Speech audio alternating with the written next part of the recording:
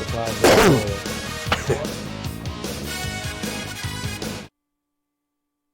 Chinesky here, and you're watching another episode of Local Sports Wrap Up here at Wyandotte Cable. My buddy Ken Brown is sitting next to me. Today is the 17th of October, and 2022, in case you've lost the year.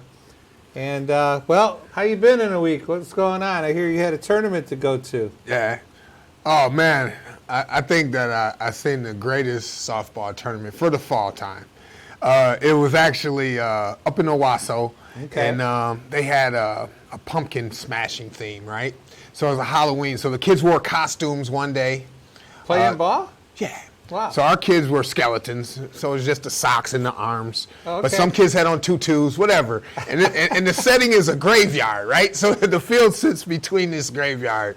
I just thought it was well thought out. You know what I mean? Like, so the kids had a ball. We got blasted the second game, so they smashed our pumpkin. So when you lose, everybody decorates a pumpkin before you get there. Put the numbers and different things. Paint them or carve them? Carving. We carved them. I think you had a choice. Well, we carved ours.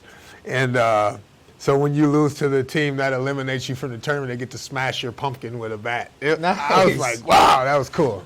So did your team knock the first guys out and get to do that, or the first game doesn't count? The first couple two games round don't robin. count. Yeah, those didn't count. So when we won, it didn't matter. But when and we then lost, they get to just blast away. Get you out of here. That sounds like fun for kids. No, it was cool, man. It was cool. So I had a great time, and then we ended up playing in airport on Sunday. So it was good. We did both. And happy birthday, Keaton. That's my little brother's birthday, 38 years old. Ah, my cousin Tommy's will be Wednesday, and then the following Wednesday it will be mine. All right. Yes. Look at it. Janeski. Let's guess. You're going somewhere, I'm sure. Not yet. Not yet. I'm going away this weekend. I'm going to sunny Florida this weekend just to visit Kim's cousin, who is turning 70. All right. And so we're going to go. It's dressed as your favorite decade. How do you do? Do I just go like this because I like living right now? Yeah. Or I'm going to 70s? What is your favorite decade, I guess? I don't know. I had to live through disc golf, dude. So I don't know. It's hard to say. Punk rock. I lived through all that stuff. Bell-bottom pants and silk shirts. Yeah. And so did everyone in the class of 77. Hey, let's talk football. Football. Big games last week. Not really. The only big game really was Southgate Woodhaven. Yeah. Yeah, that one was a good one. Let's put the scores up here and we'll roll them down. Wyandotte took care of Edsel Ford. It was a interesting battle. Wyandotte went up like 35-0, and it is what it is. It was here at home, and they took care of that. No, that's good. You get him a 30-point win, gets the momentum going for week 9. Yeah. Taylor actually best Lincoln Park, 30-28. That had to be a fun battle. Yeah, that's really. a good game. And Woodhaven took care of Southgate as they should. Big game coming up for them, 49-21. Yep. Trenton beat Allen Park 16-8. It was their outside chance to sneak into the first place, yeah, because they had 2 losses. Yep. So now they're eliminated from winning downriver. Correct. Carlson and 30, and White Lake, the non-league game, 14. Yep. Hope they kept themselves in hand, and then Gabriel Richard was at the bottom. And it was 46-7, Cranbrook. Yeah. So the games this week, as we go through them, we've got a big game in Carlson, I believe that game is. Yeah. 2 teams that are 6-1 in the league taking on each other. Who do you like there, Ken? And what's the point spread? I think Carlson was going to be at home, and I think they're probably -4.5. Yeah, really? Yeah. We'll take Carlson. All right. I like Carlson. Melvindale and Lincoln Park, that's their non-league game. I don't know what Melvindale has done. Yeah. You know? I bet you Lincoln Park wins. Okay. Taylor, Edsel Ford. I'm going to go with Taylor. Okay. On that one. And then Southgate plays Wyandotte this week. Ooh. That's going to be tough coming off a big loss. Is that where that was? Yeah, I saw it on the screen. Allen Park they play. Trenton plays Wyandotte. Okay. I thought Trenton, we played Allen Park week 1, not Trenton. So that's, Trenton's got it pretty easy against, well, who knows? That's why they play the game. That's why they play the game. And other scores, Flat Rock hit the 29 pool, took care of New Boston Huron, 29-28. I'm curious if that game ended on a 2-point conversion to win the game. What do you think? Yes. All right. Yes. Or a missed 2-point conversion. No, they would have had to make it to get 28. No, I think you're right. They went for 2. Riverview 41, Grosse Ile 21. All right. Warren De La Salle took care of the big guns at River Rouge, 19-18. That seems like a classic, right? Yeah. 2 good teams. E-Course 22, Lutheran Westland 8.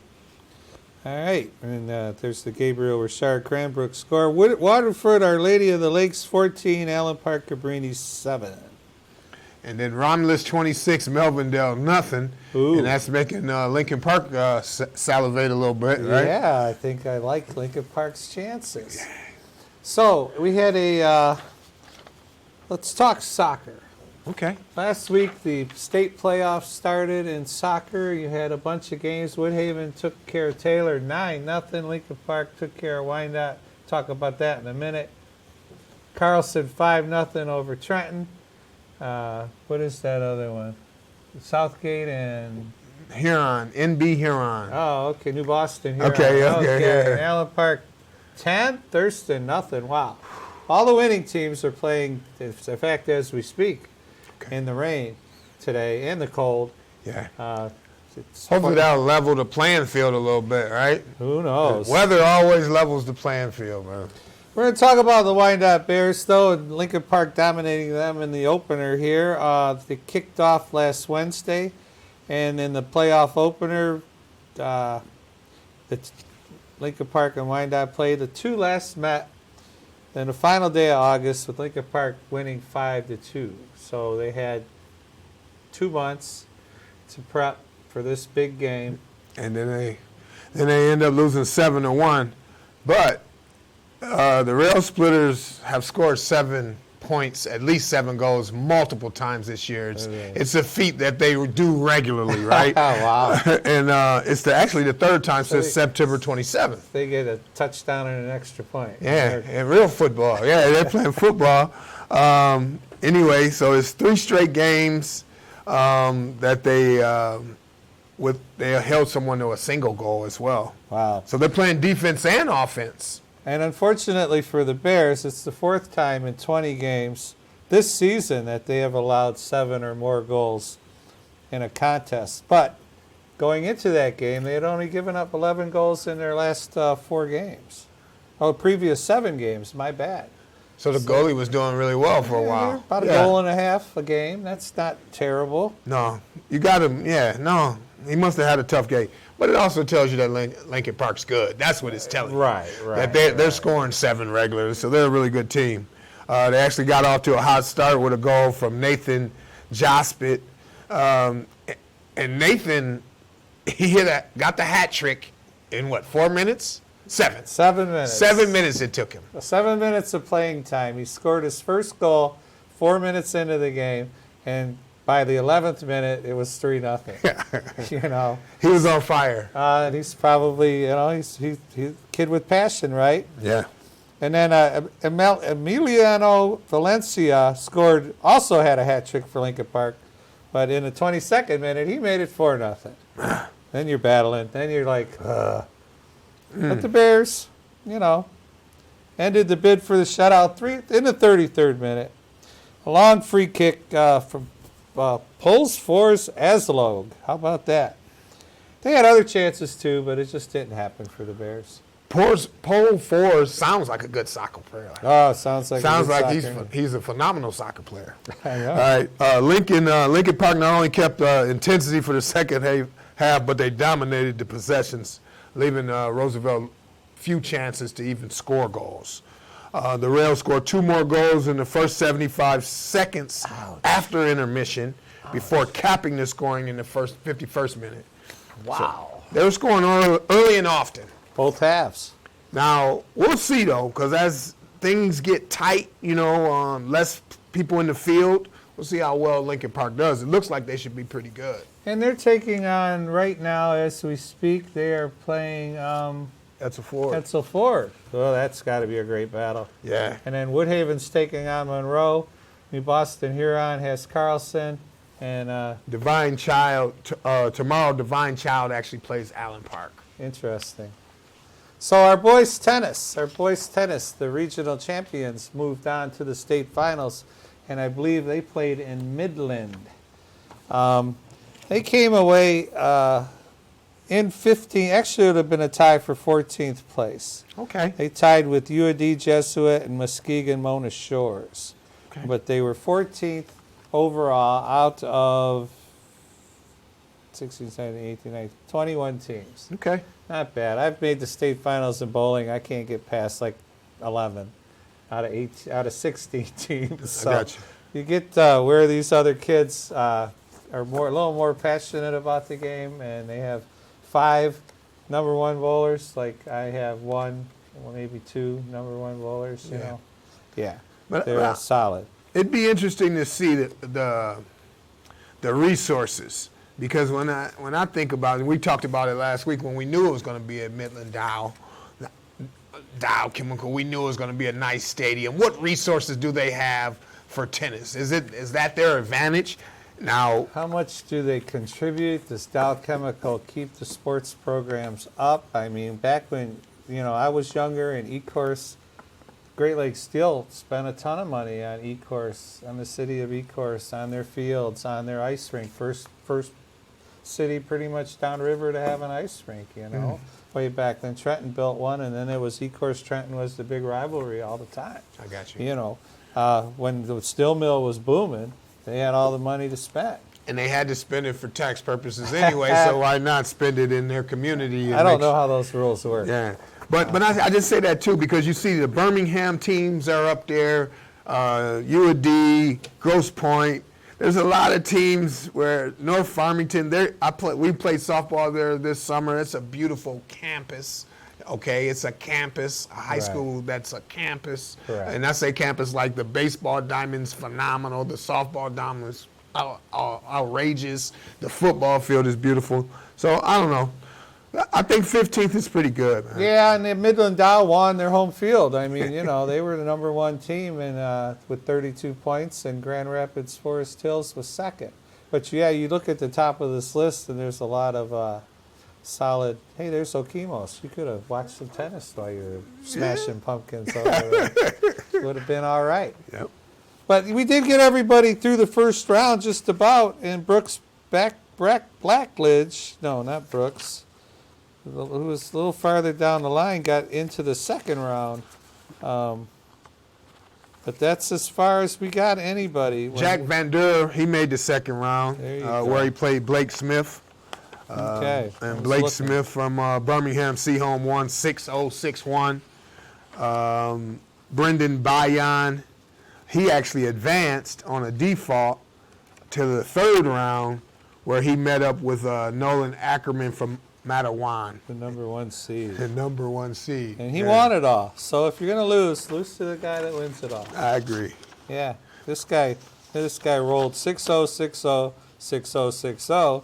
Then he won 6-4, lost the set 4-6, won 6-4. And in the finals, Nolan was 6-4, lost 7-5, then he won 6-1. A lot of tennis in one day. Yeah, but I like what you said. And Brooks Blackledge he actually beat Drew Nielsen from Muskegon Mona Shores 6-2, 6-0.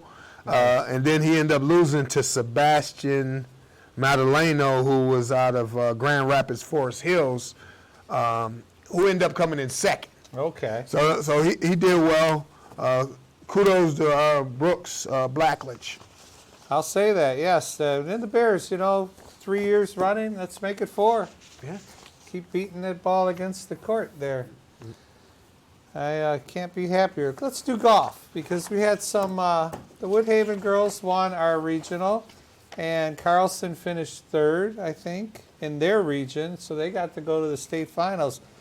Now, man, oh man, I'll just say this. Division I girls finals, Brownstown Woodhaven, unfortunately, was 18th out of 18, but that does not dismiss They were 18th in the state. They finished ahead of a lot of teams. Oh, yeah. A lot of teams in the state of Michigan. Yeah, over 280, right? Yeah, Correct. yeah, they did. So you finished 18th. You got to stay proud.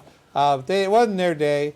The best shooter they had finished in 74th, the individual, and you know she shot 88 on day one, Abigail Sacco, but day two she shot 109.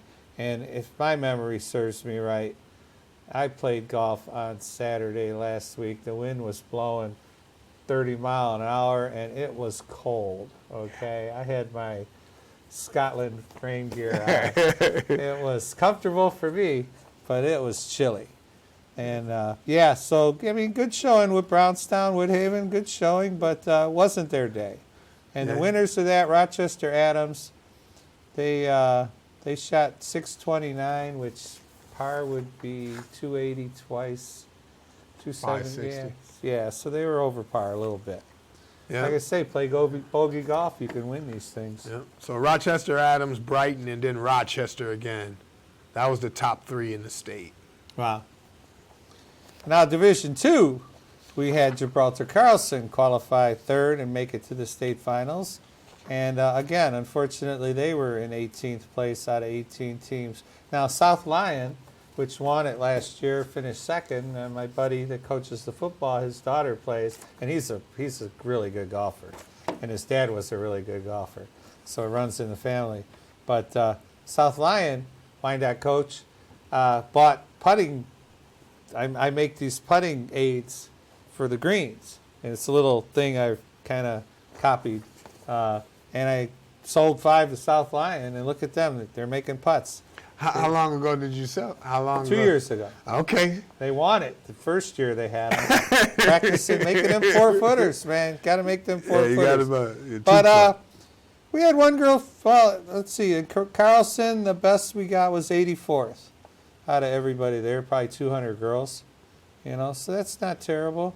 They didn't have anyone break 100, though. It was not the most pleasant day to golf, and they were probably nerves crawling through their heads. Yeah, and that was Anika Irwin. Anika Irwin, she placed 94th for Carlson, and then 97th was Andrea Kanzla, 10th grader. 10th So they got a grader. chance. They got a 9th grader on there, too. It was 103rd. Yeah, so they'll be all right. Yeah, so keep beating them balls. That's all I can say.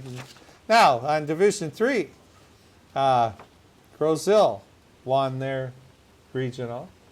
And imagine that, finished third. Yeah. And a couple golf courses on Grosville, and the girls came in second place. Lily Bargamian shot 75, 74, 149 total for 2 rounds, and 7 shots off the lead. Hey, those are great scores, 75 and 74. Those are scores I will never obtain. Those are great scores. I broke 85 times, but that was when I was younger. I don't hit it far enough. But Lily, the second place, and then Hannah Hargrove, 11th grader, 17th place. That's what helped Grosville get, up there at the top. Their highest shooter was 205.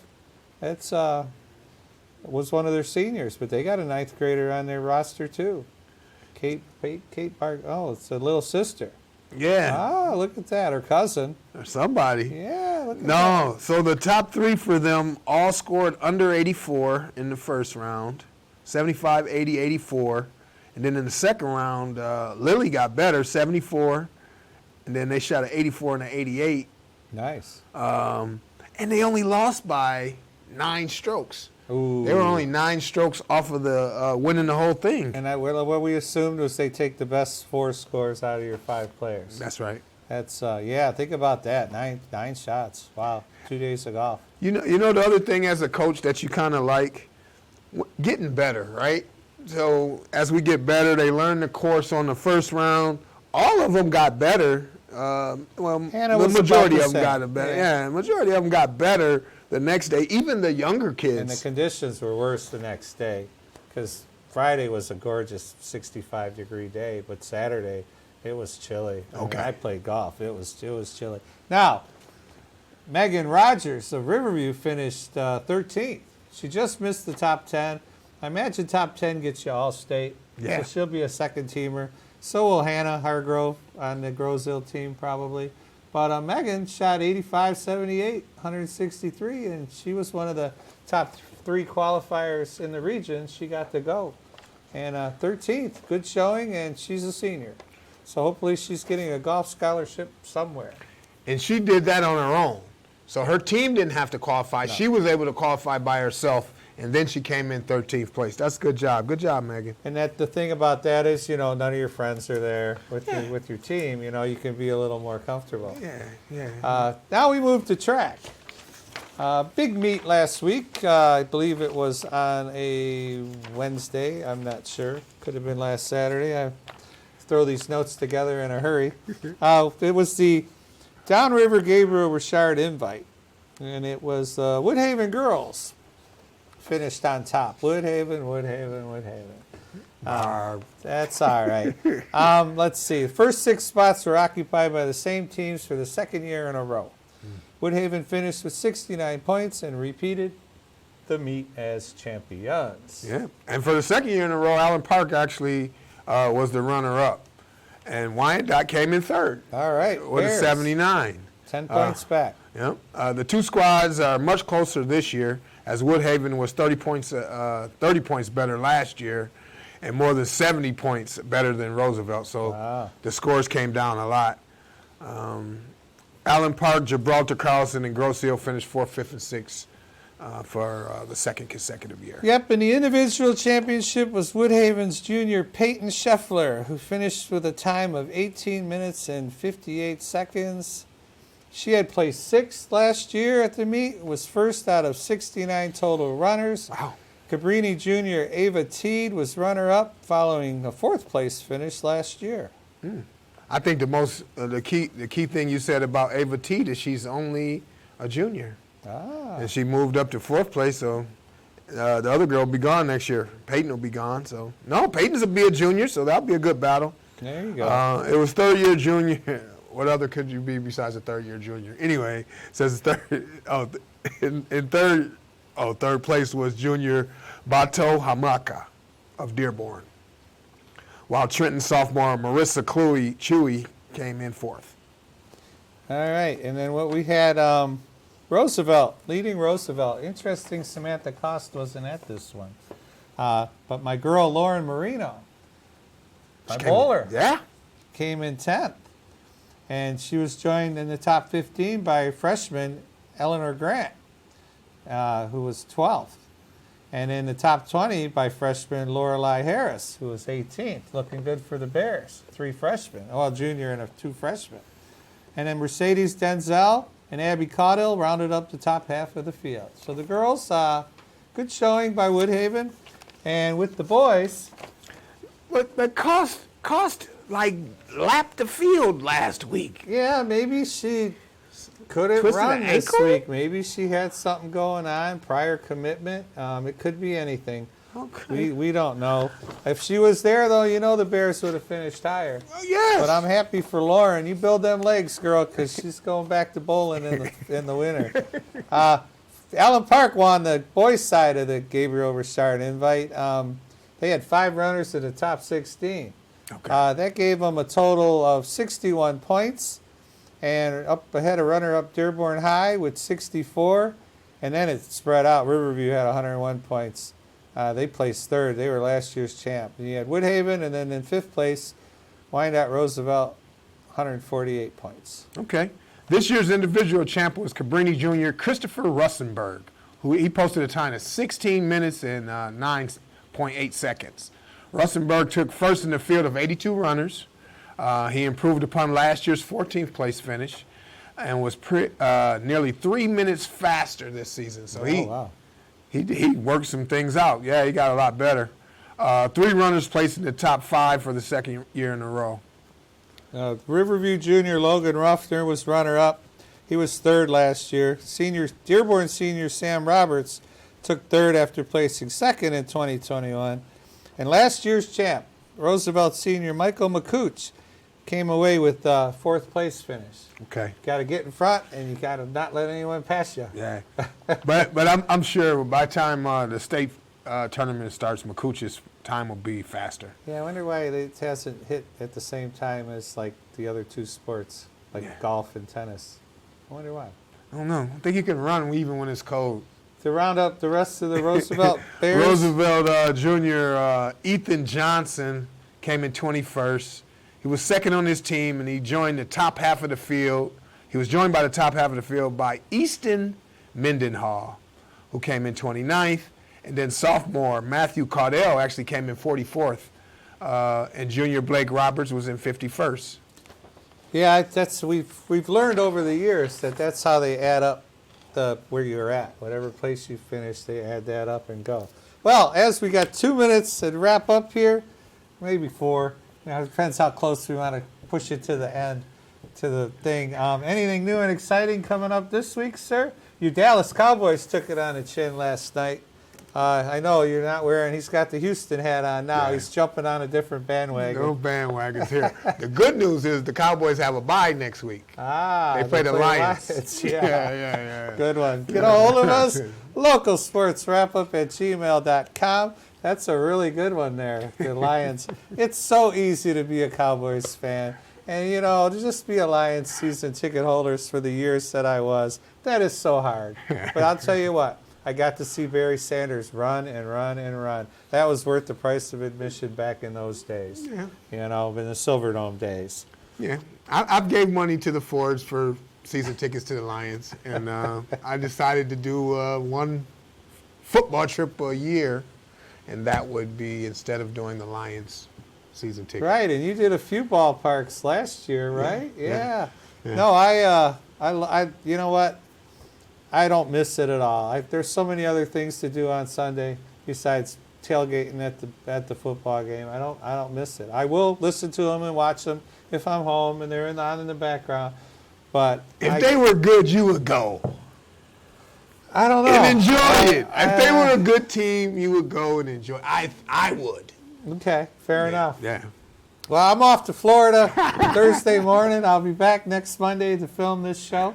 And we'll get and see how the semifinals are moving down in the state finals here for the schools. And we'll keep you posted. So I'm Marty Janeski along with Ken Brown. You get a hold of us. You saw it flashing. And then watch us on YouTube. Hey, subscribe.